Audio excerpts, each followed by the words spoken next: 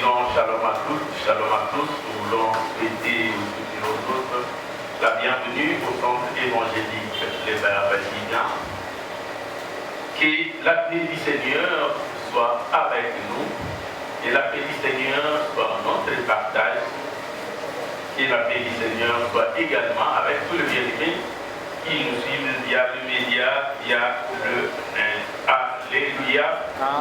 Si vous voulez garder contact avec nous, allez sur YouTube, cherchez la chaîne de télévision Verbe Divin TV, Verbe Divin TV, abonnez-vous. Il y a quelques jours, nous avons commencé un enseignement avec un thème central. J'éloignerai de vous l'ennemi du Nord. J'éloignerai de vous les persécuteurs. J'éloignerai de vous le méchant. J'éloignerai de vous toute sémence du diable, la pauvreté, la misère, la sécheresse, les maladies. Nous l'avons tiré du livre prophétique de Joël dans le 12e chapitre, le 20e verset. Il est dit: j'éloignerai de vous l'ennemi du Nord, je les chasserai vers une terre aride et déserte. Alléluia. Nous allons lire en ce jour, nous proposer deux textes de lecture dans un premier temps. Vous verrez que nous puissions lire d'abord les livres de l'Hétéronome, le 7e chapitre. Nous lirons du 1er au 7e verset de Hétéronome, 7e chapitre, du 1er verset au 7e, et nous lirons les livres du prophète Jérémie, 49e chapitre, du 1er au 3e. Jérémie, chapitre 49, du 1er au 3e verset. Si vous avez trouvé, nous pouvons lire des raisons. Est-ce que vous avez trouvé que nous puissions lire ensemble? Avez-vous trouvé? Est-ce que nous sommes ensemble? Est-ce que nous sommes ensemble? Est-ce que vous avez trouvé des Deutéronomes? Si vous n'avez pas trouvé des Deutéronomes, il y a toujours une table de matière pour vous servir. Pas compris. Alléluia. La Bible dit dans le premier verset: lorsque l'Éternel, ton Dieu, t'aura fait entrer dans le pays que tu vas prendre en possession, et que l'Éternel chassera devant toi beaucoup de nations. Pour dire les païens. Parmi ces nations, il y a les Essiens, les Girasiens, les Amoréens, les Cananéens, les Phérésiens, les Éviens et les Jébusiens. 7 nations plus nombreuses et plus puissantes que toi.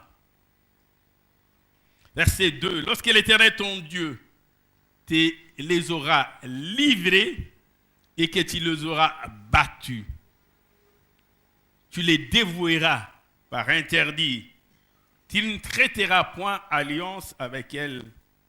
Tu ne leur feras point grâce. Verset 3. Tu ne contracteras point de mariage avec ce peuple. Tu ne donneras point tes filles à leurs fils. Et tu ne prendras point leurs filles pour tes fils. Verset 4.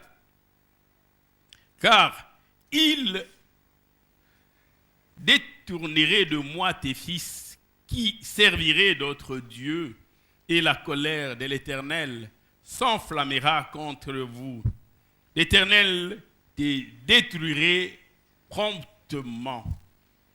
Verset 5. Voici au contraire comment vous agirez à leur égard. Vous renverserez leurs autels, vous briserez leurs statues, vous abattrez leurs idoles, et vous brûlerez au feu leurs images taillées. Verset 6. Car tu es un peuple saint pour l'Éternel, ton Dieu. L'Éternel, ton Dieu, t'a choisi pour que tu fasses un peuple qui lui appartint, entre tous les peuples qui sont sur la face de la terre. Ce n'est point parce que vous surpassez en nombre de tout le peuple que l'Éternel s'est attaché à vous et qui vous a choisi, car vous êtes le moindre de tous ce peuple. Jérémie, chapitre 49, les premiers versets, la Bible dit, « Si les enfants d'Ammon, ainsi parle l'Éternel, Israël n'a-t-il point de fils? N'a-t-il point d'héritier? Pourquoi Malcolm possède-t-il Gad? Et son peuple habite-t-il ces villes? C'est pourquoi, voici les jours viennent, dit l'Éternel, où je ferai retentir les cris de guerre contre Rabat des enfants d'Ammon. Elle deviendra un monceau de ruines, et les villes de son ressort seront consumées par le feu. Alors, Israël chassera ceux qu'il avait chassés, dit l'Éternel. Pousse des gémissements Hesbon, car Haï est ravagé. Poussez des cris de joie, filles de Rabat, revêtez-vous des sacs, lamentez-vous et courez ça et là le long de murailles, car Malcolm s'en va en captivité avec ses prêtres et avec ses chefs. Est-ce qu'on peut acclamer la parole du Seigneur? J'ai dit, est-ce qu'on peut acclamer la parole du Seigneur? Est-ce qu'on peut acclamer la parole du Seigneur? Est-ce que la parole du Seigneur fait votre joie? Est-ce que la parole du Seigneur fait votre joie? Alléluia. L'Éternel fait une promesse. Et cette promesse est pour vous, cette promesse est pour nous et pour la multitude. Il dit, il éloignera de nous l'ennemi du Nord. Il éloignera de nous celui qui venait pour chercher notre ruine, notre perte, notre déclin, notre chute. Tous ceux-là qui se sont coalisés pour nous renverser. Tous ceux-là qui se sont réunis dans les conseils des injustes pour précipiter notre mort. L'Éternel dit, il les éloignera pour dire, il ne permettra pas à ceux qui puissent s'approcher de nous. Ils pourront faire leurs invocations, ils pourront faire leurs incantations, mais l'Éternel ne permettra pas à ce que l'un d'eux puisse nous approcher. Alléluia. Alléluia. Gloire soit rendue à notre Seigneur. C'est lui qui a fait la promesse est fidèle, il est juste. Il dit, il éloignera de nous l'ennemi. Il éloignera de nous celui qui cherchait à nous faire tomber, celui qui nous tendait des pièges, mais il éloignera aussi de nous toutes sortes de mal, de plaies, des maladies, et même des maladies incurables. Dans les textes que nous avons lus de Deutéronome chapitre 7, il y est évoqué, il y est présenté des nations. Ces nations sont dites païennes parce que ne reconnaissant pas la grandeur de notre Dieu, ne reconnaissant pas Elohim, ne reconnaissant pas Yahweh, il éloignera de nous ceux qui se prosternent devant les idoles, les images taillées, ceux qui ont des dieux faits des mains d'hommes, ceux qui ont des téraphins et portent des amulettes, ceux qui invoquent les forces des ténèbres. Il dit, ce n'est pas parce qu'ils sont que nous sommes plus puissants, mais c'est parce qu'il nous a simplement aimés. Il dit, les nations qu'il va chasser au-devant de nous, ces nations sont plus nombreuses, ces nations sont plus puissantes. Mais Dieu dit, il va les chasser. Zacharie l'a dit, ce n'est ni par la force, ni par la puissance, mais c'est par mon esprit. Il est en train de dire dans ce livre de Deutéronome, nous aurons des adversaires puissants, plus nombreux, peut-être même mieux entraînés. Mais cela ne leur accordera pas la victoire. Parce que l'Éternel nous aime et il nous a choisis. Il nous a aimés les premiers, c'est ainsi qu'il chassera ces 7 nations qui sont plus nombreuses et plus puissantes que nous. Bien-aimés dans le Seigneur, ce n'est pas parce que les injustes se sont coalisés avec les méchants, avec les sorciers, avec les démons, avec les enchanteurs, et qui pourront te faire du mal. Dieu nous fait une promesse, et une promesse certaine, évidente. C'est qu'il dit, il les fait. Il l'éloignera de nous. Il ne permettra pas que les méchants s'approchent de ta tente. Ils pourront faire leurs incantations et leurs invocations, mais ça sera loin de toi. Bien-aimés dans le Seigneur, ils ne vont pas dévorer ton commerce. Ils ne vont pas dévorer ton patrimoine. Ils ne vont pas ruiner ta maison. Ils ne vont pas détruire tes études. Ils ne vont pas te pousser à l'échec parce que Dieu est avec toi et Dieu est de ton côté. C'est vrai, ils sont plus nombreux. C'est vrai, ils sont puissants. Mais ils ne sont pas puissants plus que toi parce que c'est lui qui est en toi. Comme nous l'ont chanté les chanteurs tout à l'heure, c'est lui qui vient en nous. Il est plus fort que celui qui est dans le monde. C'est ainsi qu'il éloignera cette force des ténèbres de toi. Et Dieu va te les livrer entre tes mains. Et tu les dévoueras par interdit. Il voudrait dire, lorsque tu les vaincras, ils seront tellement dépouillés, ils seront tellement désarmés qu'ils n'auront plus la force d'aller faire la guerre ailleurs. Tu ne vas pas seulement le vaincre, mais tu vas aller plus loin. Tu vas arracher leurs armes, tu vas arracher même leurs armures. Ils seront dévoilés à nu. Ils ne pourront plus faire du mal, même aux plus petits. Parce que tu ne vas pas seulement te contenter de les vaincre, mais tu vas les dépouiller de toute leur force et ils deviendront de faibles. Alléluia. Amen. C'est ainsi que ne t'emballe pas à faire alliance avec eux, croyant qu'ils sont forts et qu'ils puissent t'apporter une protection. Ne t'allie pas à eux. Ne cherche pas de convenance avec eux. Ne cherche pas de l'amitié avec eux, parce qu'ils seront dévoués par interdit. Alléluia. Amen. Gloire soit rendue à notre Seigneur. Amen. Dieu t'a choisi. Tu es un élu de Dieu. Tu es un mis à part de Dieu. Et dans la bouche du prophète Jérémie, Dieu annonce une prophétie fondamentale qui concerne tous ceux qui sont en alliance avec lui. Et il dit, nous sommes dans Jérémie chapitre 49. À la fin du verset 2, il dit ceci. Jérémie 49, la partie B du verset 2, il dit, alors Israël chassera ceux qui l'avaient chassé. Alléluia. Je voudrais dire à quelqu'un, ton Dieu a les derniers mots. Je voudrais dire à quelqu'un, ton Rédempteur est vivant. Et il s'élèvera les derniers. Il dit, Israël chassera ceux qu'il avait chassés. Il voudrait dire, le temps vient où tu déposséderas tout ce qui t'avait dépossédé. Alléluia. Tu vas récupérer ton héritage, tu vas récupérer tout ce qui t'appartenait. Même ta santé, même ton patrimoine qu'ils avaient ravi. Le temps vient où tu raviras tes ravisseurs. Le temps vient où tu iras dans le camp de ceux qui t'avaient dépossédé pour les déposséder. Le temps arrive où tu vas pourchasser ceux qui hier t'avaient vaincu parce que tu n'avais pas Christ, parce que tu n'avais pas avec toi les chefs de l'armée de l'Éternel. Ce temps arrive et il n'est pas loin.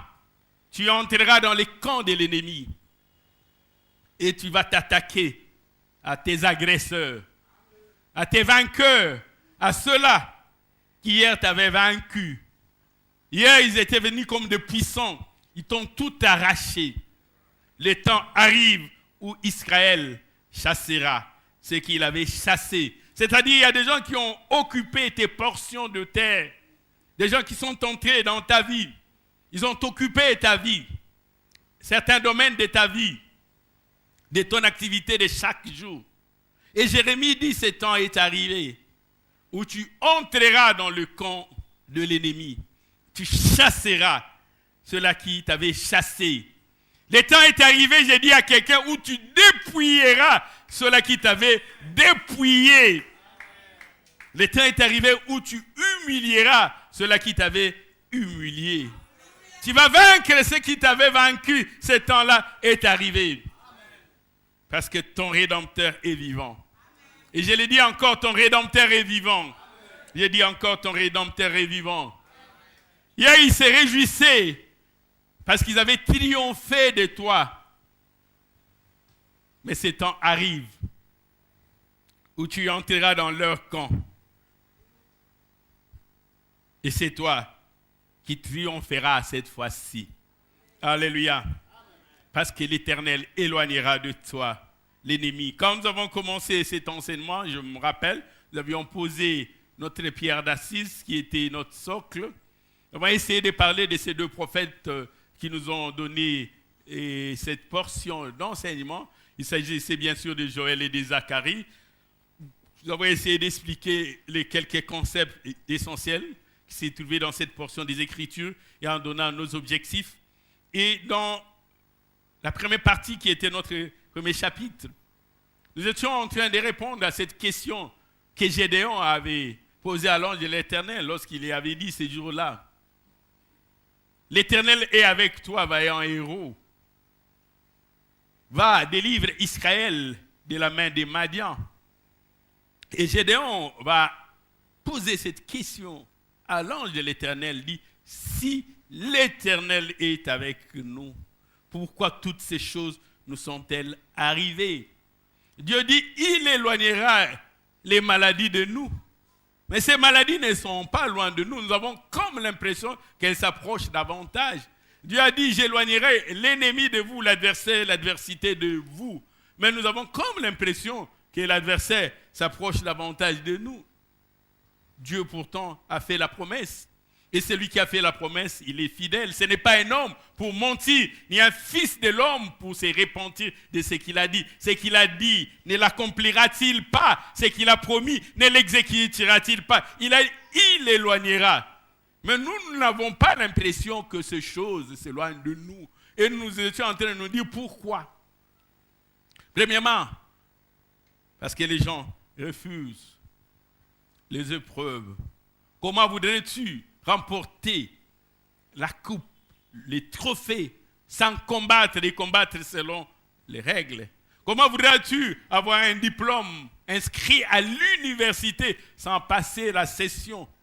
Tu peux faire 10 ans à l'université. Si tu n'as jamais passé une seule session, tu n'auras aucun titre académique. Ce n'est pas le fait d'avoir fait longtemps à l'université qui fera de toi un pharmacien, un docteur, un médecin, un économiste, un juriste. Ça, là, n'arrivera pas. Nous avons parlé des douleurs d'enfantement. Il n'y a jamais eu de rose sans épines. Et si tu veux avoir un enfant, accepte les douleurs d'enfantement.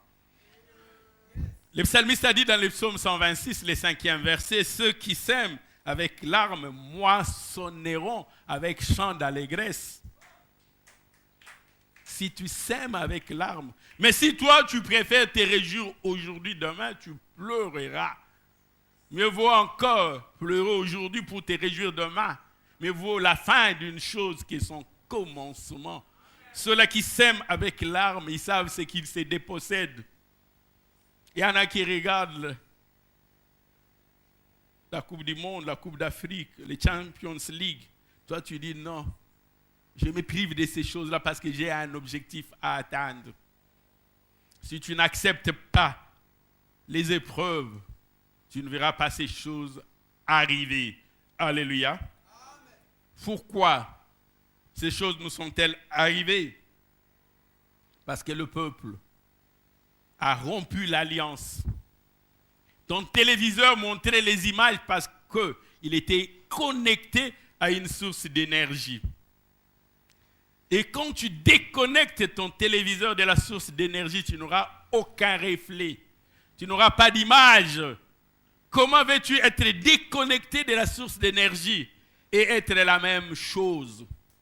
Si ton fer à repasser était brûlant, c'est parce qu'il était connecté à la source d'énergie. Lorsque tu le déconnectes, il devient comme un morceau de fer. Même un enfant peut le toucher et il n'aura point de mal. Si tu veux encore être brûlant, si tu veux encore avoir de l'effet, avoir de l'impact, si tu veux servir à quelque chose, ne te déconnecte pas de la source d'énergie. J'ai dit, ce mal ne s'éloignera pas de toi. Si tu as rompu l'alliance, Israël avait rompu l'alliance, Israël avait gardé l'arche, mais l'arche était vide. L'arche ne contenait plus l'alliance de Dieu. Ils avaient gardé la façade, la parure, ce qui frappe les regards. Comme ce jour-là, lorsque l'Éternel avait rejeté Saoul, Saoul va dire à l'homme de Dieu, Samuel, il dit, quand nous entrerons au camp, marchons ensemble pour donner l'impression, pour que les gens ne sachent pas que Dieu m'a rejeté. Au moins, par rapport à ce qui frappe les regards, quand les gens nous verront, ils diront, oh non, Dieu est encore avec lui. Non, Dieu l'a déjà rejeté. Et même lorsque Samuel continuait à pleurer pour Saül, Dieu dit, jusque quand, Samuel, continueras-tu à pleurer pour Saül? Moi, je l'ai déjà rejeté. Alléluia. Il y a des gens qui sont encore assis sur la royauté. Ce n'est pas ça le problème. Mais ils sont plus connectés avec Dieu. Dieu les a déjà rejetés.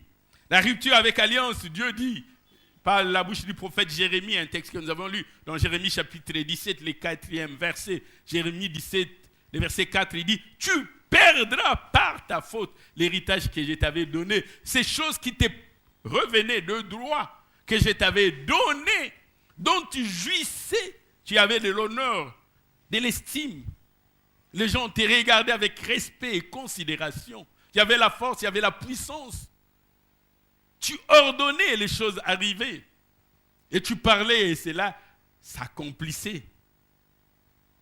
Mais tu perdras par ta faute l'héritage que je t'avais donné. La troisième chose, ce qui est important, c'est que Dieu s'attache à son temple. Tu ne peux pas dire tu aimes Dieu et abandonner son temple. Il a dit par la bouche du prophète Agé, et nous l'avons déjà lu aussi, dans le premier chapitre, le 9e verset, Dieu dit ceci, vous comptiez sur beaucoup, vous espériez, vous attendiez, mais vous avez recueilli peu. Il dit pourquoi? À cause de ma maison qui est abandonnée. Si vous abandonnez la maison de l'Éternel, lui aussi vous abandonnera. Alléluia. Si vous abandonnez la maison de l'Éternel, lui aussi vous abandonnera. L'Éternel dit, à cause de ma maison qui est détruite, tandis que chacun de vous s'empresse pour sa maison, l'embrissez. Alléluia. J'aimerais aujourd'hui commencer la deuxième partie de notre enseignement. Notre sous-thème d'aujourd'hui est intitulé « Ces ennemis que l'Éternel éloignera de toi ». Lorsque Israël a pris possession de la terre promise, Israël a chassé 7 nations païennes, parmi lesquelles il y avait les Essiens, les Éviens, les Jébusiens, les Phérésiens. Mais Dieu nous fait à nous tous une promesse. Il dit, il y a des ennemis qui l'éloignera de toi. Il y a des ennemis visibles, mais aussi d'autres invisibles. Les jours où tu attrapes la malaria, tu ne le sais pas.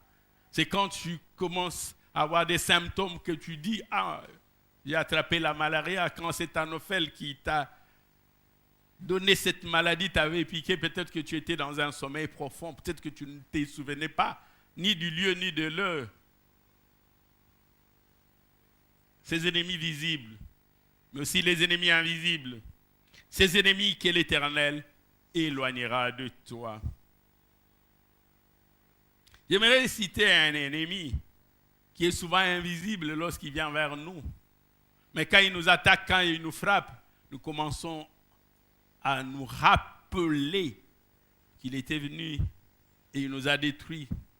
Ce n'est pas le jour où tu manges le crapaud que tu auras la gale. Alléluia. Je voudrais dire, ce n'est pas ces jours-là. Est-ce que nous sommes toujours ensemble? Est-ce que nous sommes toujours ensemble? Est-ce que nous sommes toujours ensemble? Ces ennemis que l'Éternel éloignera de toi. Je parle avec certitude, avec assurance. Je ne parle pas au conditionnel. C'est un langage certain, c'est une évidence. C'est une chose inéluctable, inévitable, qui arrivera. L'Éternel, la première chose, l'Éternel éloignera de toi la maladie. Dieu s'est servi de la maladie en Égypte pour établir la différence, la distinction entre les Hébreux et les Égyptiens, entre la postérité d'Abraham et le peuple du Pharaon. Et lorsqu'il les frappait de ses plaies, les enfants d'Israël étaient épargnés. L'Éternel éloignera de toi la maladie. J'aimerais que tu le crois et tu verras cela s'accomplir. Est-ce que quelqu'un croit que l'Éternel est capable d'éloigner de lui la maladie? Est-ce qu'il y a quelqu'un qui croit?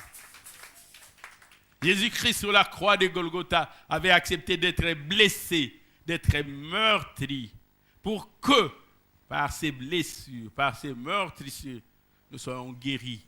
Et nous avons déjà des provisions suffisantes, des guérisons.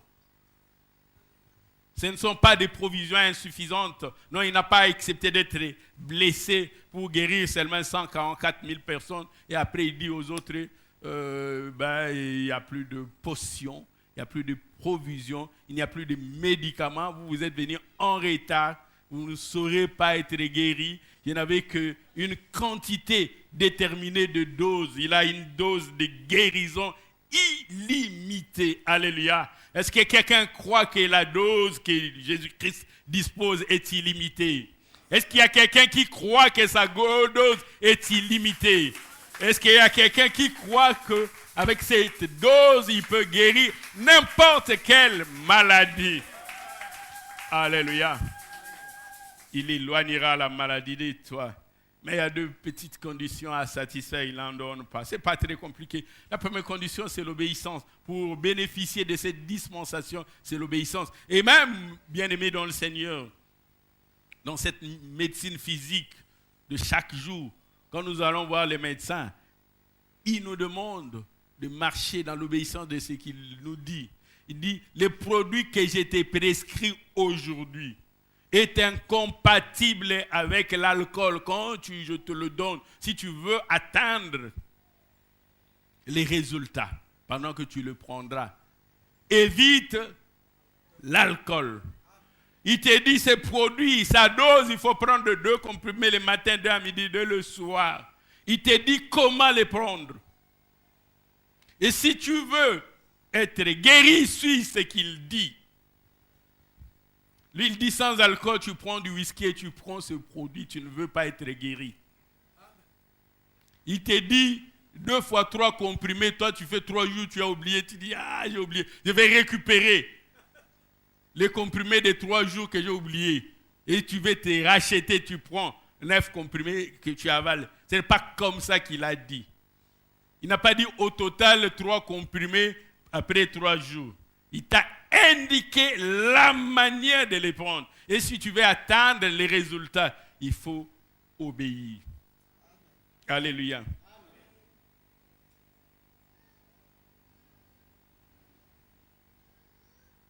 Je me rappelle encore à l'époque, quand on était à l'école maternelle, on nous a appris des récitations. Cet enfant qui allait à l'école, sa mère lui dit,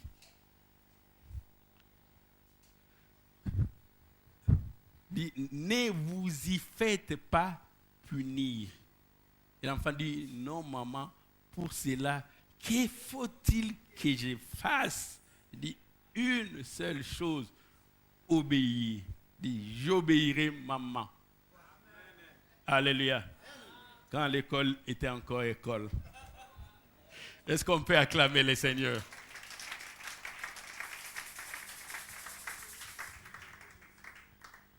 Il tient si bien cette parole que depuis lors, certains s'en souviennent. Obéir. Le livre d'Exode nous dit dans le 15e chapitre, le 26e verset, voici ce que l'Éternel nous dit. Exode chapitre 15, verset 26. Si tu écoutes attentivement la voix de l'Éternel, si tu écoutes attentivement, avec attention, mais aussi avec intérêt, avec engagement, si tu écoutes, Exode chapitre 15, verset 26, si tu écoutes attentivement la voix de l'Éternel ton Dieu, si tu fais ce qui est droit à ses yeux, si tu prêtes oreille à ses commandements, et il dit, et si tu observes toutes ces lois, L'Éternel dit, je ne te frapperai d'aucune des maladies dont j'ai frappé les Égyptiens. Alléluia. Oui, Dieu dit, oui, moi, j'ai frappé. Des fois, le diable se dit, mais moi, dans cette affaire-là des Égyptiens, est-ce que moi, j'avais frappé les Égyptiens? C'est pas moi. Il dit, vous m'accusez de choses que j'ignore. Il dit, je ne te frapperai d'aucune des maladies dont j'ai frappé les Égyptiens, car je suis l'Éternel. Car je suis l'Éternel. Non, car je suis l'Éternel. Il dit, je suis El Rapha. Je suis l'Éternel qui te guérit. Je suis El Rapha. Alléluia. Alléluia. Alléluia. Est-ce qu'il y en a qui croient qu'il est El Rapha? Est-ce qu'il y en a qui croient que l'Éternel guérit? Est-ce qu'il y en a qui croient qu'il a les provisions suffisantes pour guérir? Il dit, je ne te frapperai pas, parce que je suis El Rapha. Je suis l'Éternel qui te guérit. Pour Dieu, ce qui est important pour toi, c'est qu'il te guérisse. Il ne veut pas que tu sois consumé. C'est ainsi que, par le psalmiste, il dira que 1000 tombent à ta droite, que 10 000 tombent à ta gauche, tu ne seras pas atteint. Il éloignera le mal de toi. De tes yeux seulement, tu verras la rétribution de méchants. Dieu éloignera. Alléluia. Est-ce qu'il y en a qui croient réellement en cela? Est-ce qu'il y en a qui croient réellement en cela? Est-ce qu'il y en a qui croient réellement et qui ne doutent pas? Non, je voudrais dire à quelqu'un, cette parole est véridique. Elle est vraie, elle est véritable, mais elle aussi vit. Alléluia. Dans la suite du texte de Deutéronome que nous avons lu tout à l'heure, j'aimerais que nous puissions lire 2 portions. Deutéronome chapitre 7, que nous lisions le 12e et peut-être même le 15e verset. Deutéronome chapitre 7, le 12e et le 15e verset. Dans le 12e, il dit, si vous écoutez ces ordonnances, il vous dit, si vous les observez, si vous les intériorisez, si vous les mettez en pratique, si vous vivez en fonction de ce que je vous prescris,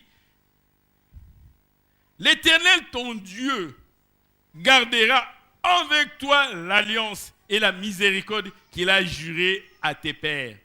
Il gardera. Il ne va pas rompre l'alliance. Alléluia.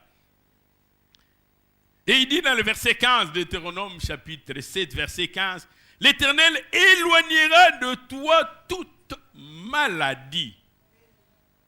Il n'a pas dit certaines maladies. Il dit toute maladie. Alléluia.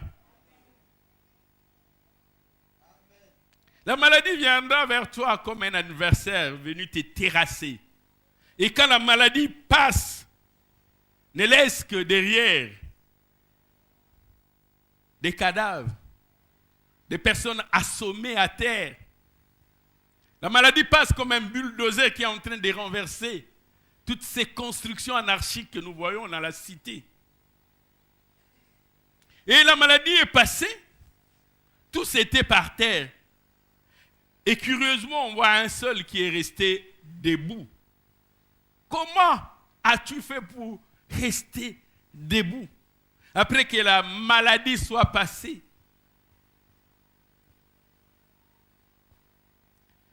Je me rappelle cette histoire qu'on nous avait racontée. Dans un avion, ils se sont retrouvés dans des zones de turbulence. Il y avait des trous d'air. L'avion était emporté comme par les vents, comme une feuille morte. Les uns étaient en train de vomir, d'autres de baver. Il y en a qui pleuraient.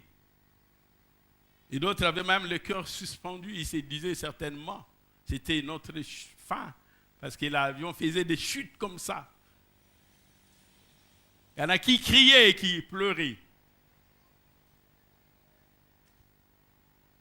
Et finalement, et par miracle, l'avion a atterri.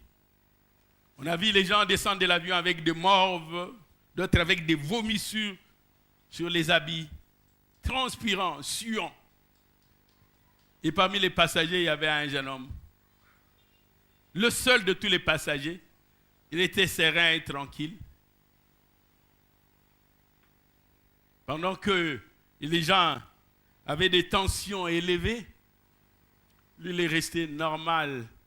Et tous étaient étonnés. Il dit, mais comment, dans ces turbulences, dans ces moments d'effroi, de peur, de crainte, tu étais le seul de tous les passagers à rester serein. Il a dit, je connais les pilotes. Il dit, ah bon? Il dit, oui, je connais les pilotes. Les pilotes savaient que j'étais dedans. Et il allait tout faire pour que l'avion atterrisse. C'est ainsi que moi, je n'avais pas peur. Je connais les pilotes. Et les pilotes savaient que j'étais dedans. Il dit, ah bon, tu connais les pilotes? Comment tu connais les pilotes? Il dit, mais les pilotes, c'est mon père, c'est mon père. Et il savait que si quelqu'un est conduit par le père, il ne peut pas avoir peur. Je connais les pilotes. Et ils vont avoir la mort, ils vont trembler, ils vont suer, ils vont transpirer. Ils tomberont évanouis, perdront connaissance, passeront dans des salles de réanimation. Moi, je connais les pilotes. Je serai tranquille. Pendant que les uns seront en train de transpirer, d'autres vont faire même caca dans les habits, ils vont faire pipi. C'est leur affaire.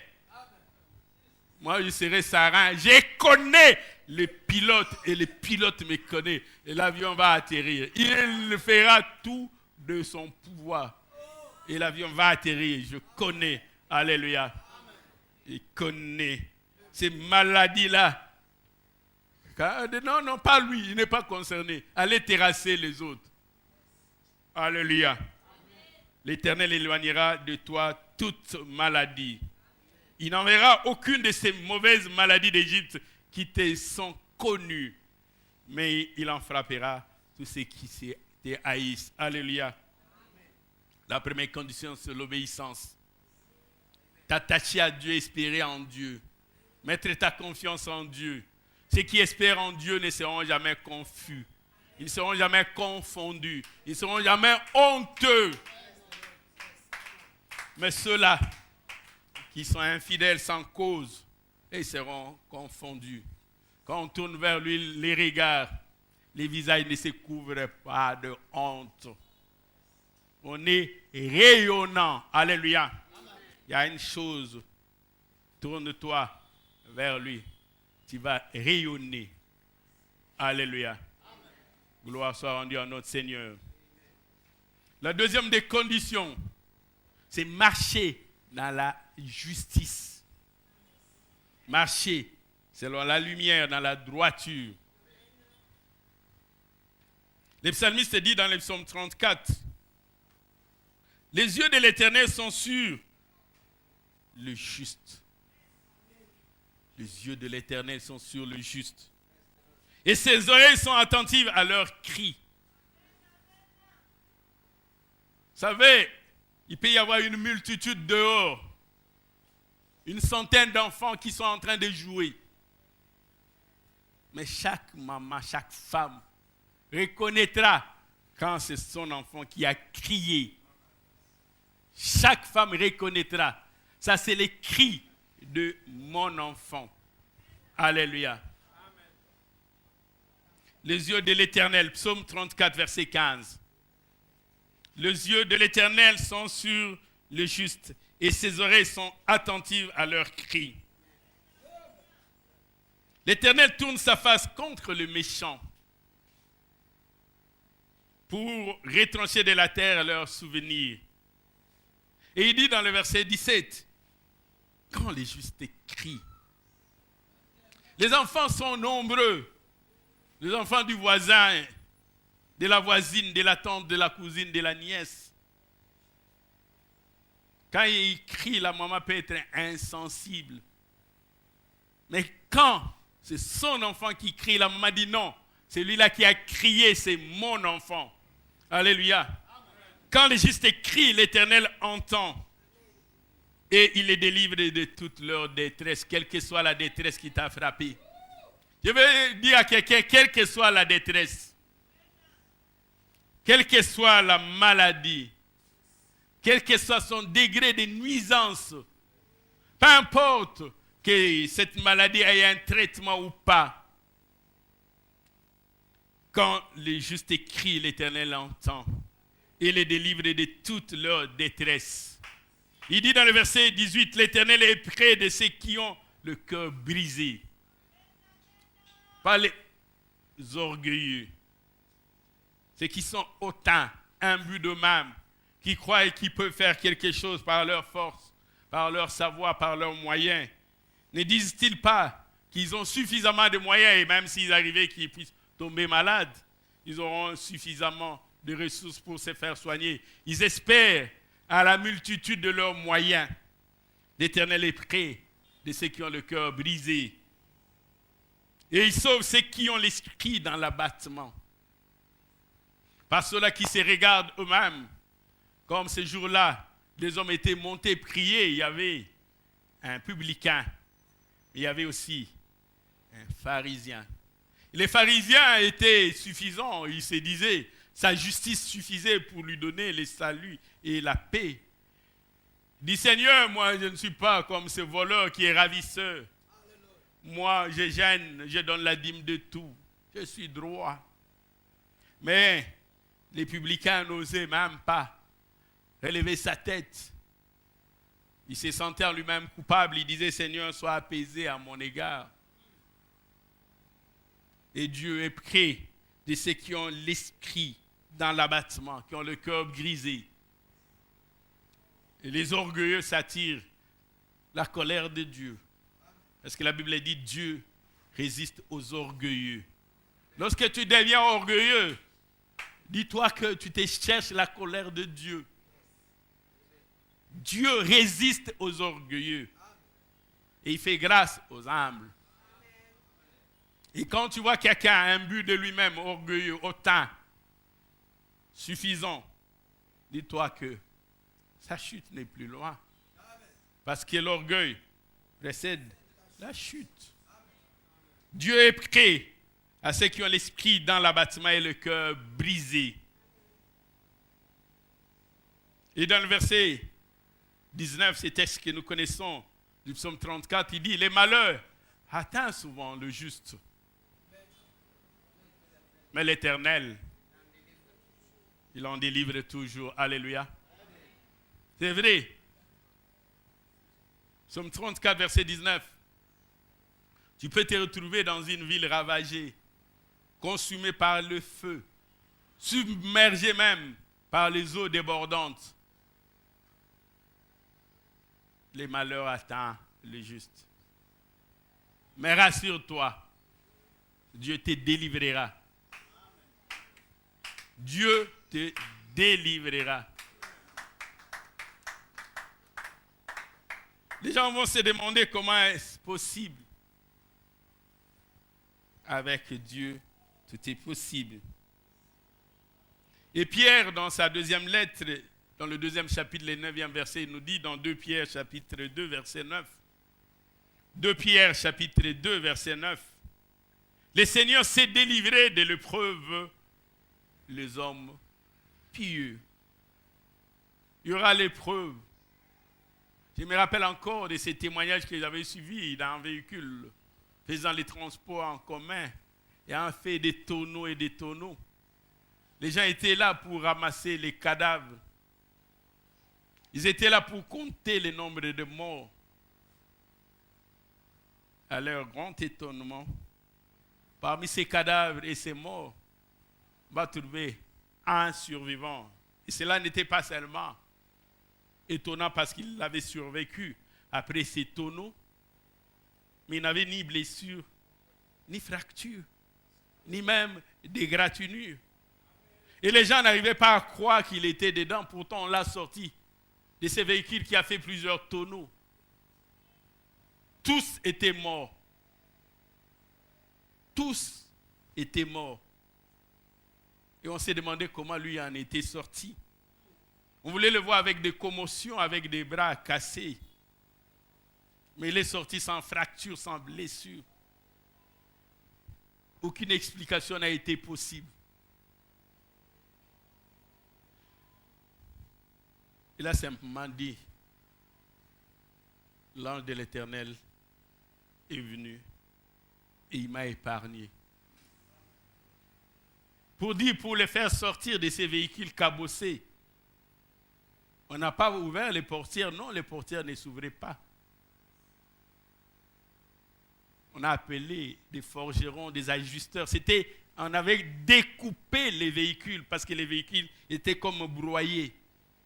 Les portières ne s'ouvraient pas. Mais il y avait un survivant. Il dit à quelqu'un, le Seigneur s'est délivré de l'épreuve, les hommes pieux. On va dire tous ceux-là qui ont bu ces breuvages ont attrapé la diarrhée. Tous ceux qui ont pris ces breuvages sont morts. Les uns attendent patiemment leur tour. Mais je voudrais dire encore à quelqu'un, l'Éternel s'est délivré de l'épreuve, les hommes pieux.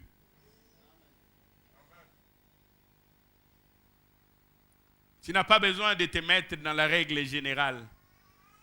Non, toi, tu n'es pas dans la règle générale. Parce que ton cas est différent du cas des autres.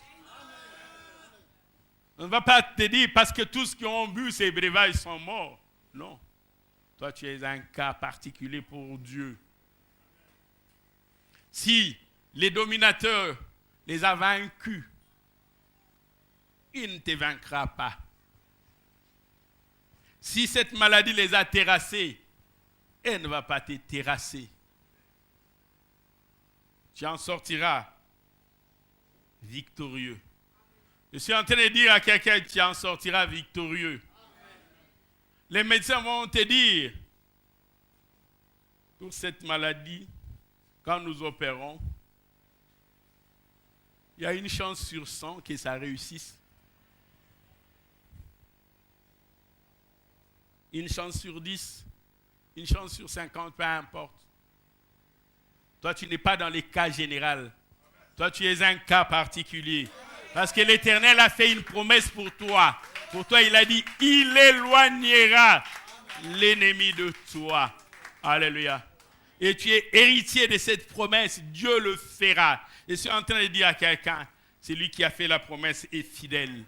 Je suis en train de dire à quelqu'un, Dieu n'est pas un homme pour mentir, ni le Fils de l'homme pour se repentir de ce qu'il a dit. Je suis en train de dire à quelqu'un, il a en lui la force et la puissance d'accomplir tout ce qu'il a décidé de faire. Alléluia. Alléluia. Gloire soit rendue à notre Seigneur. Le Seigneur s'est délivré de l'épreuve, les hommes pieux. Il réservait les injustes pour être punis. Lorsque Christ a accepté d'être blessé, c'est pour que toi, tu sois guéri. Ce n'est pas pour que toi, tu sois vaincu par la maladie, mais pour que tu en sortes vainqueur. J'étais en train de nous dire, ces ennemis que l'Éternel éloignera de toi. Aujourd'hui, j'ai parlé de la maladie. Dieu avait accepté de frapper les Égyptiens. C'était pour montrer sa grandeur et sa force. Mais les Hébreux n'étaient pas touchés. La postérité d'Abraham n'était pas touchée. Les élus de Dieu n'étaient pas touchés. La postérité d'Israël n'était pas touchée. Si tu es de cette postérité, aucun de ces fléaux ne t'atteindra. De tes yeux seulement, tu regarderas. Je suis en train de dire à quelqu'un, les filets qui t'avaient préparé, les méchants, c'est déjà rompu. Je suis en train de dire à quelqu'un, les filets, c'est rompu. Le filet s'est rompu et l'oiseau s'est échappé du filet de l'oiseleur. Ceux qui t'avaient retenu captif, ils ne savent pas que le filet s'est déjà rompu. Est-ce qu'on peut se tenir debout? Est-ce qu'on peut se tenir debout pour exalter ces dieux, ces puissants dieux, ces ennemis? Ces jours-là, Dieu a dit à Moïse, dis aux enfants d'Israël qui avaient peur parce que ses pensées étaient prises entre la mer Rouge et la cavalerie de Pharaon. Il leur a dit simplement qu'ils gardent silence, qu'ils voient la délivrance que l'Éternel va leur accorder. Ta délivrance vient de l'Éternel. Parce que les Égyptiens que vous voyez aujourd'hui, peu importe ta tristesse, ta désolation, les larmes que tu fais couler la nuit sur ta couche quand tu pleures, quand tu te prosternes, quand tu élèves les mains, ces Égyptiens-là, vous ne les verrez plus jamais. Je dis à quelqu'un, vous ne les verrez plus jamais.